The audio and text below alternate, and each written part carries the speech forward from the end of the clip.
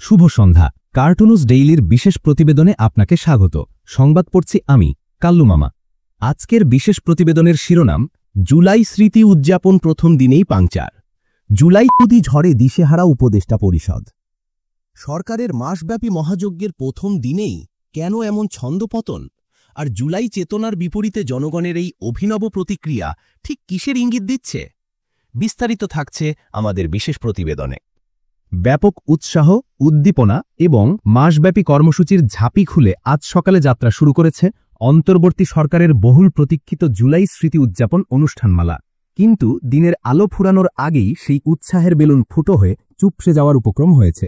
সরকারের দেওয়া জুলাই চেতনার ইনজেকশন গ্রহণ না করে আমজনতা নিজেদের উদ্ভাবিত এক সম্পূর্ণ ভিন্ন চেতনার প্রোফাইল পিকচার লাগিয়ে সোশ্যাল মিডিয়া সয়লাভ করে ফেলায় প্রধান উপদেষ্টার কার্যালয়ের রীতিমতো শোকের ছায়া নেমে এসেছে।